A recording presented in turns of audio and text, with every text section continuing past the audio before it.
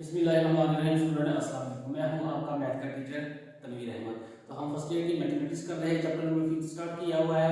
5.1 exercise से पहले वाला एग्जांपल नंबर 2 हम कर रहे हैं। ये चैप्टर नंबर 5 में हम पार्शियल फ्रैक्शन को यूज करते हैं।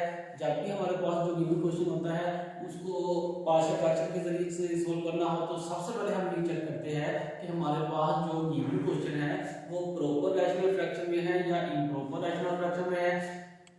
ये कैसे पता लगेगा कि given question proper rational fraction में है या इम्प्रॉपर रैशनल फ्रैक्शन में है? ये हमारा जो क्वेश्चन है वही बता देगा। इसकी अगर नोमिनेटर की वैल्यू आपको पता है, जब वैल्यू हमारे पास क्वेश्चन जो है वो फ्रैक्शन की फॉर्म में लिखा जाता है, मतलब इस तरह जब बटे की फॉर्म में या वैल्यू क्वेश्चन हो तो वो जो वैल्यू होती है वो फ्रैक्शन होती है। तो हमें ये चेक करना है कि हमारे पास जो क्वेश्चन है वो प्रॉपर रैशनल फ्रैक्शन में है या इम्प्रॉपर रैशनल फ्रैक्शन में। हम ये बताएंगे हमारी वैल्यू के वेरिएबल की पावर, अगर नोमिनेटर के वेरिएबल की पावर छोटी होगी डिनोमिनेटर के वेरिएबल की पावर से। फर्ज करो मैं इसकी पावर 2 बना देता हूं, ठीक है।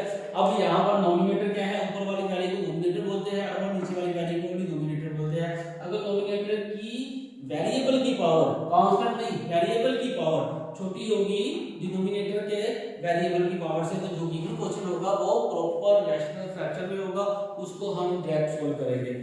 लेकिन उसको उसकी डिनोमिनेटर की वैल्यू क्या करेंगे, उसमें अगर यहाँ कहीं फैक्टराइजेशन होती होगी तो फैक्टराइजेशन करेंगे, अगर फैक्टराइजेशन नहीं होती वहां पर फैक्टर गिवन है तो हम वहां पर क्वेश्चन को सोल्व करेंगे। तो अगर हमारे पास वेरिएबल की पावर बराबर हो या बड़ी हो, जैसा कि ये आ जाएगी हमारे पास, ये मैं यहाँ लिखता हूँ ये 2 और ये 2। अगर वेरिएबल की पावर बड़ी बराबर हो या बड़ी हो, ये देखो ये आएगा 8x की पावर 3 ओवर 3x की पावर 2। यहाँ पर वेरिएबल की पावर बराबर है, यहाँ पर वेरिएबल की पावर बड़ी है। डिनोमिनेटर के वेरिएबल की पावर चेक करनी है। अगर डिनोमिनेटर के वेरिएबल की पावर बराबर है या बड़ी है डिनोमिनेटर के वेरिएबल की पावर से, तब हमारे पास जो गिवन क्वेश्चन होगा वो इम्प्रॉपर रैशनल फ्रैक्शन की फॉर्म में होगा। तो सबसे पहले हम उसको कन्वर्ट करेंगे प्रॉपर रैशनल फ्रैक्शन में। तो ये छोटा सा इंट्रोडक्शन था रैशनल फ्रैक्शन के बारे में। तो सबसे पहले अब हम क्वेश्चन को सोल्व करते हैं। तो हमारा जो गिवन क्वेश्चन है उसे लिखते हैं x की power 2 minus 10x plus 30 over x minus 1 into x square minus 5x और 6। यहाँ पर देखते x की पावर 2 है, यहाँ x की पावर 2 है। जब ये x की पावर 1 इस x की पावर 2 से मल्टीप्लाई होगी तो डिनोमिनेटर में x की पावर 3 बनेगी और ऊपर जो नोमिनेटर वाली वैल्यू है वहां x की पावर 2 है। तो इसका मतलब ये हुआ कि नोमिनेटर में वेरिएबल की पावर छोटी है डिनोमिनेटर में, तो इसको ये ऑलरेडी प्रॉपर रैशनल फ्रैक्शन में है। अब हम ये चेक करना है अगर प्रॉपर रैशनल फ्रैक्शन में हमारे गिवन फंक्शन हो तो उसके बाद हम ये चेक करते हैं इसमें कहीं फैक्टराइजेशन तो नहीं हो रही। नो, ऊपर वाली वैल्यू में नहीं करनी, डिनोमिनेटर वाली वैल्यू को देखना है। यहाँ अगर फैक्टराइजेशन हो रही है तो इसके फैक्टर बनाएंगे, अगर फैक्टर गिवन हो गए तो उसे डायरेक्ट सोल्व करेंगे। अब हमारे पास जो क्वेश्चन है इसमें जो पहला फैक्टर तो बना हुआ है, लेकिन ये जो दूसरी वैल्यू है इस पर फैक्टराइजेशन का अमल होगा। तो हम लिखते हैं बाय फैक्टराइजिंग किस वैल्यू को, ये वाली वैल्यू x की पावर 2 माइनस 5x प्लस 6। अब फैक्टराइजेशन फैक्टर बनाने के लिए हम ये चेक करते हैं जो हमारी जो वेरिएबल की पावर 2 है उसके कोफिशिएंट और कांस्टेंट इनको मल्टीप्लाई करते हैं। ये x की पावर 2 और कांस्टेंट वाली वैल्यू इसको मल्टीप्लाई करना होता है, तो जो आंसर आता है यहाँ 6x की पावर 2, जो आंसर आता है उसे यहाँ लिख लेते हैं और दरमियान वाली x की पावर 1 वाले वेरिएबल को b की साइड वो लिखेंगे, तो ये हमारे पास आ जाएगा -5x। अब यहाँ पर हमने अपने बजाते खुद दो फैक्टर बनाने हैं जो इन दोनों कंडीशनों को सेटिस्फाई करता हो। पहली कंडीशन क्या है, दो ऐसे फैक्टर होने चाहिए जिनको मल्टीप्लाई करें तो हमारे पास आंसर 6x की पावर 2 आए। क्या आए हमारे पास आंसर 6x की पावर 2, लेकिन प्लस में आना चाहिए। जिनको जमा या माइनस करे तो हमारे पास -5x की पावर 2। हमारे पास दो ऐसे फैक्टर होने चाहिए जिनको मल्टीप्लिकेशन करने से आंसर प्लस 6x की पावर 2 आए, प्लस या माइनस करने से इसका आंसर -5x आए। अब हमारे पास दो ऐसे डिजिट है या दो ऐसे कोफिशिएंट है, कांस्टेंट वैल्यू है, जिनको मल्टीप्लाई करने से आंसर क्या आता है 6। हमें 6x की पावर 2 चाहिए, यहां भी x लगा दिया, यहां भी x लगा दिया, तो ये x की पावर 2 हो गया। ये दो फैक्टर है जिनको मल्टीप्लाई किया तो 6 आ गया। अगर हम इनको जमा या माइनस करते हैं तो हमारे पास क्या आंसर आएगा, ये हमें चेक करना है। ये -2 -3 -2x -3x, तो आंसर क्या आया -5x। ये -5 कैसे बना, क्योंकि हमें पता है जब दो या दो से ज्यादा वैल्यू के साइन सेम हो तो वहां पर एडिशन का अमल होता है, और साइन वो लगता है जो उन वैल्यू या उन कांस्टेंट के साथ लगा हो। अब ये देखो साइन सेम है तो मैंने जमा किया, और साइन वो लगा जो इन दोनों के साथ है, तो ये दोनों कंडीशनें सेटिस्फाई कर रही है। तो इसका मतलब ये है कि हमारे पास यहाँ जो फैक्टर बनेंगे वो -2x और -3x। अब ये -2x और -3x यहाँ जो है लिखा हुआ -5x की जगह पर हम क्या लिखेंगे -2x और -3x। x की पावर 2 एज इट आ जाएगा, -5x की जगह पर लिख आएंगे हम -2x -3x। ठीक है, इसकी जगह पर ये दो फैक्टर बना दिए जो हमने खुद बनाए हैं, +6 आ जाएगा। अब यहां से देखो इन दोनों वैल्यू में से कोई चीज कॉमन आएगी। क्या कॉमन आ रहा है, x कॉमन आ रहा है। यहां पर x पावर 2 है, एक बाहर कॉमन जा चुकी है तो एक अंदर x की पावर बचेगी। उसके बाद माइनस का साइन है तो माइनस का साइन लगा देंगे। ये 2x है, x बाहर कॉमन जा चुका है तो बाकी 2 बचा। अब इन दोनों में से देखिए क्या चीज कॉमन आ रही है। देखिए यहां पर x है, यहां पर x नहीं है, यहां पर 3 है, यहां 6 है, तो क्या कॉमन आएगा, एक तो माइनस कॉमन आएगा, दूसरा 3 कॉमन आएगा। ये 3 बाहर जा चुका है तो अंदर x बचा। जब माइनस कॉमन लिया तो ये प्लस वाली वैल्यू माइनस में चेंज होगी। अब 3 2 टाइम 3 टू द 6, तो ये ब्रैकेट वाली वैल्यू इसकी और दूसरी, अगर हमारी ब्रैकेट वाली वैल्यू विद साइन सेम होगी, इसका मतलब ये है कि हमने जो यहाँ पर फैक्टर बनाया है वो करेक्ट लिए है। ये जो फैक्टराइजेशन का अमल किया है ये भी बिल्कुल ठीक किया है। अब इन दोनों में से ये जो ब्रैकेट वाली वैल्यू है वो हम कॉमन लेंगे, x - 2 कॉमन लिया, बाकी यहाँ क्या बचा x और यहाँ क्या बचा -3, तो ये हमारे फैक्टर बन गए। अब हम क्या लिखेंगे, ये जो वैल्यू है डिनोमिनेटर की जिसको हमने यहाँ सॉल्व किया है, इसकी जगह पर इनके जो दो फैक्टर है वो लिखेंगे। तो हमारे पास वैल्यू क्या बनेगी, x की पावर 2 -10x + 30 और x - 1 into x - 2 into x - 3। अभी इसे ऐसे नहीं लिखते, अभी इसे लिखते हैं ये ऊपर वाली वैल्यू x की power 2 -5x + 6 is equal to x की पावर 2 -10x + 30 और x - 1 into x - 2 into x - 3। ये हमारे पास वैल्यू आ गई। अब हम क्या करेंगे, लेफ्ट करेंगे x की पावर 2 -10x, x की पावर 2 -10x + 30 और x - 1 into x - 2 into x - 3 is equal to a over x - 1 plus b over x - 2 plus c over x - 3। इसे इक्वेशन नंबर 1 का नाम देंगे।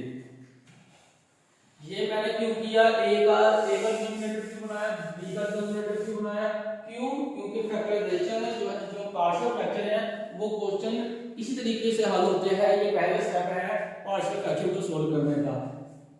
इसके फैक्टर बना दिए, फैक्टर बनाने के बाद जो डिनोमिनेटर वाले फैक्टर होते हैं उनको a का डिनोमिनेटर, b का डिनोमिनेटर, c का डिनोमिनेटर यहाँ ए बी सी कांस्टेंट है, इन्हीं की वैल्यू हमें फाइंड करनी है। फिर इक्वेशन नंबर 1 में पुट करेंगे तो हमारे पास क्वेश्चन सॉल्व होगा। तो ये कैसे वैल्यू आएगी, ये जो हमारे पास डिनोमिनेटर है लेफ्ट हैंड साइड का, इसी को हम मल्टीप्लाई करेंगे इस पूरी इक्वेशन से। जो हमारी नई इक्वेशन बनेगी उसके इक्वेशन नंबर 2 का नाम लेंगे, ये सेकंड स्टेप होता है। तो हम जो काम करना है वो लिखना भी है हमें, यहाँ करेंगे मल्टीप्लाइंग बाय, किससे करना है, x minus 1 into x minus 2 into x minus 3 on both side. Equation के दोनों तरफ हमने मल्टीप्लाई करना है, किस इक्वेशन के, ये जो हमारी इक्वेशन नंबर 1 है। जब इस वैल्यू को लेफ्ट हैंड साइड में मल्टीप्लाई करेंगे तो लेफ्ट हैंड साइड का डिनोमिनेटर और ये वैल्यू सेम है, आपस में कैंसिल हो जाएंगे। तो लेफ्ट हैंड साइड में क्या बचेगा, x की पावर 2 माइनस 10x प्लस 13। अब राइट हैंड साइड में देखिए, ये फैक्टर इस वाले फैक्टर से कैंसिल हो जाएगा, ठीक है। x माइनस 1 से कैंसिल होगा तो a के साथ क्या मल्टीप्लाई होगा, x minus 2 into x minus 3, उसके बाद प्लस का साइन आएगा। अब b के डिनोमिनेटर में क्या है, x माइनस 2, तो ये इसके साथ कैंसिल, तो b के साथ क्या मल्टीप्लाई होगा, x minus 1 into x minus 3, उसके बाद प्लस c के फैक्टर में x माइनस 3 है तो c के साथ मल्टीप्लाई होगा x minus 1 into x minus 2, इसे इक्वेशन नंबर 2 का नाम दे देंगे, ठीक है। एक बात याद रखो, यहाँ देखने से पता लग रहा है कि अगर a का डिनोमिनेटर जो है वो a के साथ मल्टीप्लाई नहीं होगा। ये हमारे पास 3 फैक्टर है, इन तीनों फैक्टर में से जो a का डिनोमिनेटर है वो कैंसिल हो जाएगा, बाकी जो a के साथ मल्टीप्लाई होंगे। इसी तरह जो b का डिनोमिनेटर है, इन तीनों फैक्टरों में से जो b का डिनोमिनेटर होगा वो नहीं b के साथ मल्टीप्लाई होगा, दूसरी दो फैक्टर मल्टीप्लाई होंगे। इसी तरह c का जो डिनोमिनेटर वाला फैक्टर है, इन तीनों फैक्टरों में से वो वाला मल्टीप्लाई नहीं होगा, बाकी दोनों मल्टीप्लाई होंगे। अब इन्हीं फैक्टरों को जिससे मल्टीप्लाई किया है या लेफ्ट हैंड साइड का डिनोमिनेटर दोनों वैल्यू सेम है, इनको बारी बारी जीरो के बराबर पुट करेंगे, इनकी वैल्यू आएगी x की वैल्यू को यहां इक्वेशन नंबर 2 में पुट करेंगे, हमारे पास a b c तीनों में से बारी बारी आंसर आते रहेंगे। तो हमने जो अमल करना है वो हम यहां लिखेंगे भी, putting x minus 1 equal to 0 in equation number 2, equation number 2 में पुट करना है। यहाँ x का आंसर क्या आएगा, x आएगा 1 क्यों आएगा, क्योंकि x जो है माइनस है, इक्वालिटी की जब दूसरी तरफ चला जाएगा ये प्लस आएगा। अब यहाँ पुट करो, x की जगह क्या पुट करना है 1, तो 1 का स्क्वायर माइनस 10 है, माइनस 10x है, तो x की जगह 1 पुट किया, उसके बाद प्लस 13 है, ये आएगा। अब a इंटू x की जगह 1 पुट करेंगे, उसके साथ माइनस 2 है, फिर x की जगह 1 पुट करना है, माइनस 3 है, और ये अब ये देखो जब x की जगह 1 पुट करेंगे तो 1 माइनस 1 0 b 0, ये भी 1 माइनस 1 0 c भी 0, तो यहाँ हम लिख सकते हैं 0 प्लस 0। तो यहाँ पर 1 का स्क्वायर 1 ही आएगा, माइनस 10 को 1 से मल्टीप्लाई करेंगे तो 10 ही आएगा, प्लस 13 इक्वल टू यहाँ माइनस 1 आएगा, यहाँ माइनस 2 आएगा, 2 में से 1 गया माइनस 1, माइनस 3 में से 1 गया माइनस 2, तो ये इसके बराबर आएगा minus 10 plus 14 equal to minus 1 plus 2 1 2a। तो हमारे पास 14 में से 10 गया, 4 बचा, प्लस का इज इक्वल टू 2a, हमें क्या चाहिए a, तो 2 दोनों तरफ डिवाइड करेंगे, 2 1 2 2 2 4, तो ये इससे कैंसिल, a का आंसर क्या आ गया 2, यहाँ हमारे पास a का आंसर आ गया। अब यही स्टेप रिपीट करेंगे सेकंड फैक्टर के साथ, यहाँ जो है x 1 पहले पुट किया था, अब x 2 पुट करेंगे, ये सेम प्रोसीजर होगा, इन दोनों कांस्टेंट में b और c में से किसी एक का आंसर आएगा। तो हम यहाँ लिखेंगे putting x 2 equal to 0 in equation number 2, equation number 2 में ही पुट करना है। तो यहाँ x का आंसर क्या आएगा इक्वल टू 2। अब यहाँ x की जगह पर 2 पुट करेंगे, ये 2 का स्क्वायर बनेगा, माइनस 10x है तो x की जगह पर 2 पुट करेंगे, उसके बाद इक्वालिटी एज इट आएगा, इक्वालिटी का साइन आ जाएगा। अब यहाँ पर देखो ये +2 है, -2 के साथ जब यहाँ लगाएंगे x और 2 पुट करेंगे साथ -2 है, +2 -2 0, a फैक्टर 0, इसी तरह +2 -2 0, c फैक्टर भी 0। तो यहाँ से आंसर आएगा b का।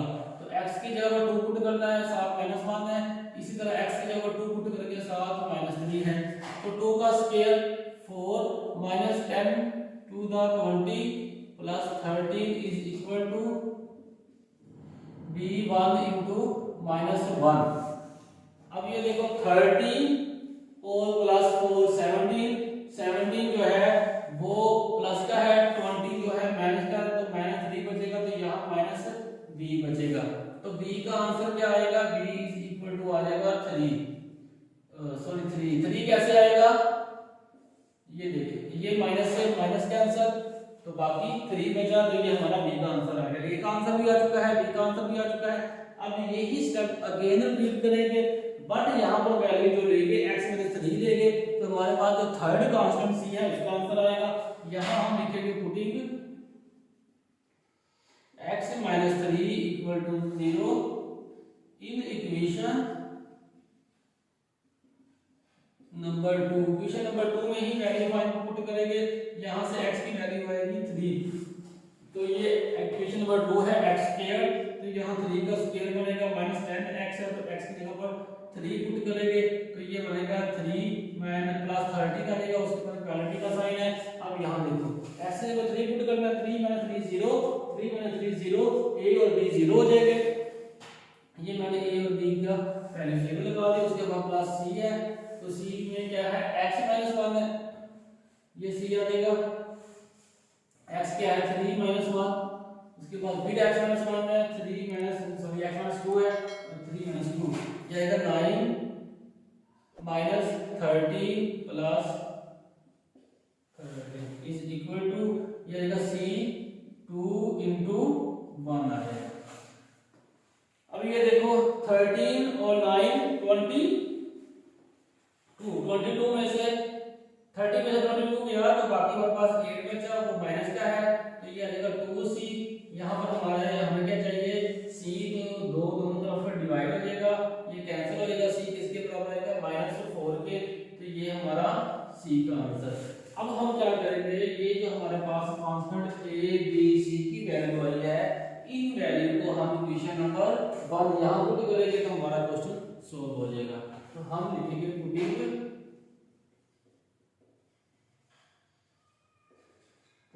all values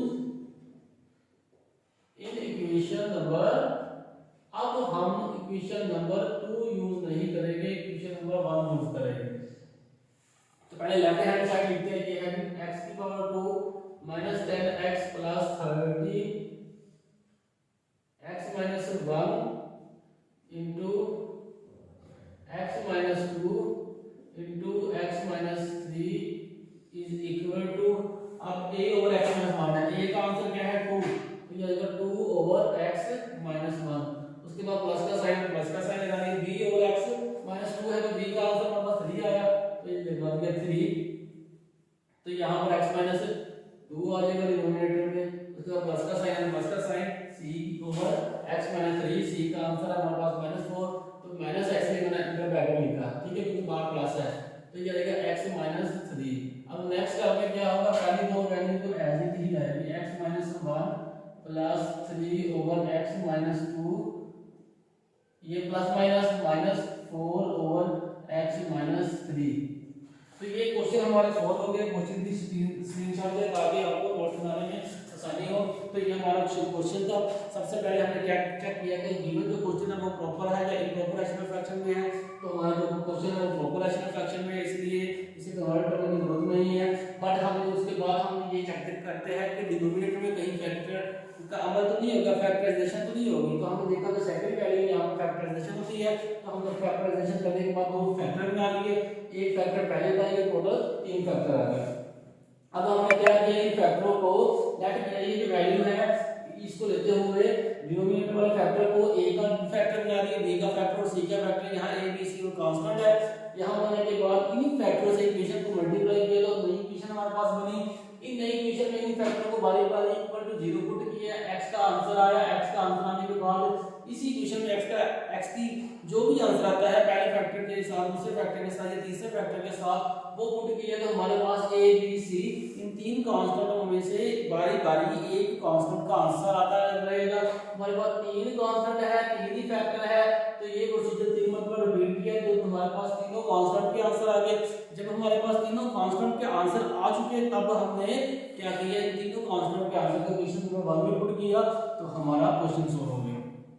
तो ये क्वेश्चन था। अगर आपको समझ लगी हो चैनल को सब्सक्राइब करें, वीडियो को लाइक करें। अगर क्वेश्चन की समझ नहीं लगी तो नीचे कमेंट्स करें ताकि आपको मजीद बेहतर तरीके से समझाया जा सके।